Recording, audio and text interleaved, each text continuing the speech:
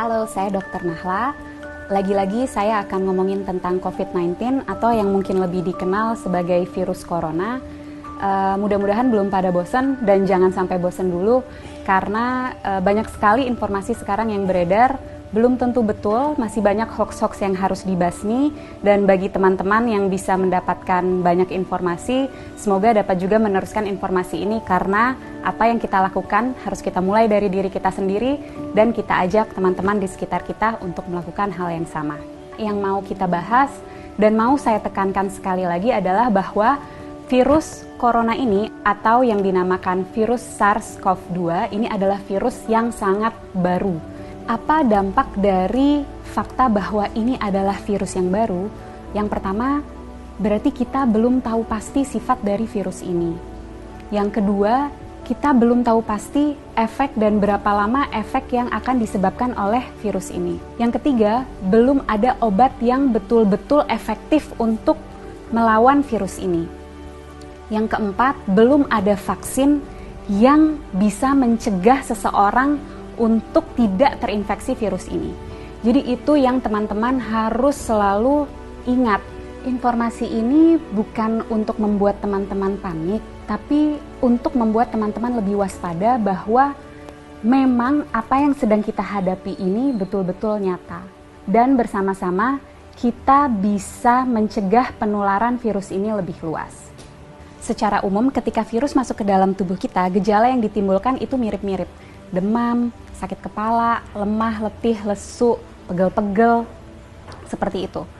Bagaimana dengan virus yang masuk spesifik langsung ke infeksi saluran pernafasan? Ada pilek, hidung meler, hidung tersumbat, nyeri tenggorokan, batuk, sesak nafas, nyeri dada. Gimana dengan virus SARS-CoV-2 atau virus corona? Gejalanya sangat bervariasi. Jadi gejala-gejala yang tadi saya sebutkan itu bisa ada pada orang yang terinfeksi virus ini. Dan juga jumlah gejala yang timbul itu juga bervariasi. Apa sih yang menyebabkan gejala ini sangat bervariasi? Daya tahan tubuh masing-masing orang. Jadi kalau kita nih yang sebagai anak muda, sehat, nggak ada penyakit, daya tahan tubuhnya baik, kemungkinan gejala yang kita alami ketika kita terinfeksi virus ini sangat ringan atau bahkan sama sekali tidak ada gejalanya. Sekali lagi saya tekankan, orang dengan daya tahan tubuh yang baik itu bisa tidak ada gejalanya walaupun virusnya sudah ada di dalam tubuh kita. Dan orang dengan daya tahan tubuh yang baik, dia mampu menyembuhkan dirinya sendiri karena pada dasarnya virus itu memang self-limited disease. Jadi daya tahan tubuh kita sendiri bisa membasmi virus itu. Bagaimana dengan orang-orang dengan daya tahan tubuh rendah? Tentunya akan dapat mengalami gejala yang lebih berat. Bisa sampai sesak nafas, bahkan bisa sampai menyebabkan kematian. Siapa saja sih orang-orang yang kita tahu daya tahan tubuhnya rendah? Yang pertama, orang tua yang usianya di atas 60 tahun. Yang kedua, orang-orang dengan penyakit penyerta. Penyakit penyerta itu apa? Jadi penyakit yang biasanya lagi-lagi ada di orang tua, seperti kencing manis, darah tinggi, sakit jantung, sakit ginjal, sakit paru, sakit liver, kanker, dan lain-lain. Nah, orang-orang inilah yang akan sangat menderita ketika dia terinfeksi oleh virus SARS-CoV-2 atau virus corona ini. Untuk kita yang daya tahan tubuhnya baik, ketika kita terinfeksi virus ini, kita bisa hanya dengan meningkatkan daya tahan tubuh kita, terus kita bisa melawan virus ini. Tapi bagaimana dengan orang-orang dengan daya tahan tubuh rendah? Itu yang harus kita pikirkan. Itu yang harus kita cegah supaya mereka tidak tertular virus ini. Jadi, apa yang bisa kita lakukan untuk membantu mereka-mereka yang daya tahan tubuhnya rendah? Dengan cara jaga jarak, hindari keramaian, dan di rumah aja. Kenapa? Karena virus ini yang paling kita takutkan dan sudah kita tahu dari virus ini adalah penyebarannya yang sangat amat cepat dan lebih mudah dan lebih cepat di tempat-tempat keramaian. Tapi lagi-lagi jangan panik. Bukan berarti kalau teman-teman yang masih muda dan sehat ini merasa, oh saya ada gejala-gejala COVID-19 nih, ada demam-demam yang sumeng-sumeng, demam rendah, nyeri tenggorokan, sedikit pilek, sedikit batuk, terus harus langsung ke rumah sakit. Bukan itu maksud saya. Bukan berarti kalau teman-teman ada gejala itu harus segera ke rumah sakit. Apa yang harus kita lakukan? Ketika mengalami gejala itu, lagi-lagi di rumah aja, tingkatin daya tahan tubuh dari rumah. Dengan cara apa? Istirahat yang cukup, tidur malam yang cukup, 7-9 jam, makan makanan bergizi, minum air yang banyak, kalau bisa lakukan olahraga atau aktivitas ringan di rumah. Kenapa untuk kita yang muda dan sehat ketika mengalami gejala-gejala penyakit COVID-19 lebih baik di rumah aja dan nggak perlu ke rumah sakit? Karena kita mau memastikan bahwa rumah sakit itu tetap tersedia untuk mereka yang betul-betul membutuhkan. Orang tua, orang dengan daya tahan tubuh yang rendah, dan orang-orang muda yang mengalami gejala berat seperti sesak nafas.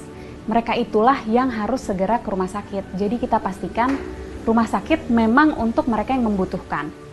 Kalau kita bisa di rumah aja. Bagaimana dengan kita yang tidak ada gejala?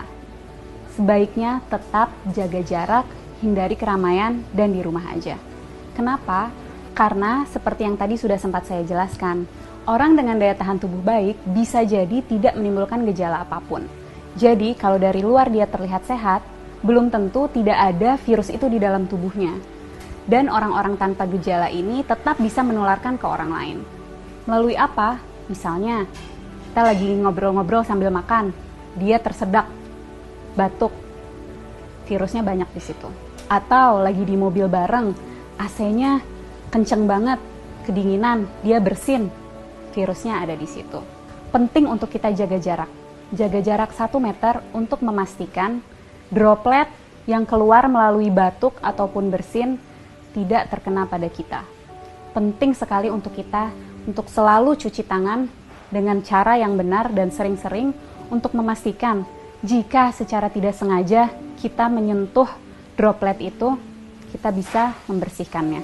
Dan yang juga penting, jangan menyentuh wajah dengan tangan kita yang belum bersih. Kenapa? Karena virus akan lebih cepat menyebar, lebih cepat masuk melalui mukosa mata, hidung, dan mulut. Penting untuk kita menghindari keramaian untuk memutus rantai penularan ini.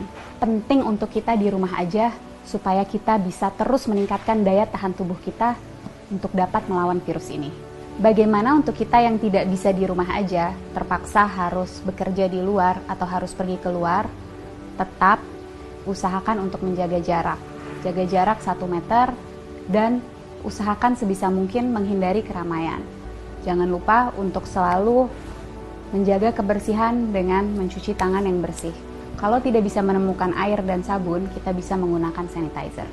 Para peneliti, dokter-dokter, farmasis, tenaga medis, dan semua sedang berusaha mati-matian untuk mencari obat dan vaksin dari virus ini. Mari kita berperan membantu mereka dengan cara jangan panik tapi tetap waspada. Kita jaga jarak, hindari keramaian, dan di rumah aja. Nggak perlu ke rumah sakit kalau gejalanya ringan. Pastikan rumah sakit tersedia untuk mereka yang membutuhkan, orang-orang tua, orang dengan daya tahan tubuh rendah, dan orang-orang dengan gejala yang berat seperti sesak napas. Yuk teman-teman, kita bareng-bareng lawan virus SARS-CoV-2 ini. Dan untuk teman-teman medis, tetap semangat.